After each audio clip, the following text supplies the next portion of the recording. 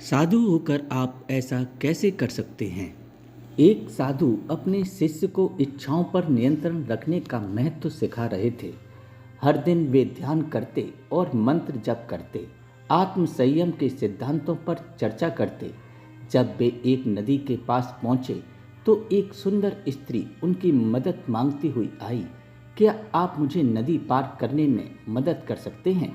शिष्य संकोच में पड़ गया। उसे अपने गुरु के आत्म संयम की बात याद आ गई। उसने मना कर दिया, लेकिन उसके गुरु ने बिना किसी झिझक के सहमति दी और उस स्त्री को अपनी गोद में उठा लिया और नदी पार करा दी।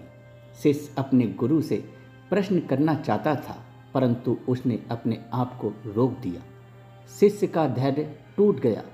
गुरुजी, आप मुझे आत्म संयम का पाठ सिखाते हैं, परंतु आपने एक युवती को नदी पार करवाने में संकोच नहीं किया। आपका आत्म संयम कहाँ गया? साधु मुस्कुराए और बोले, मैंने उसे नदी किनारे 2 दिन पहले ही छोड़ दिया था, परंतु ऐसा लगता है कि तुम अब तक उसे अपने मन में उठाए हुए हो। जहाँ तुम्हें एक सुंदर स्त्री दिखाई दी, वहाँ मुझे एक जरूरतमंद दिखाई दिया।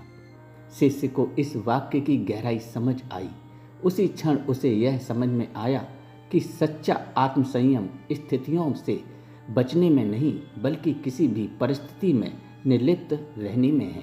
दोस्तों, यह जानकारी आपको कैसे लगी? कमेंट बॉक्स में ज़रूर बताएं। धन्यवाद।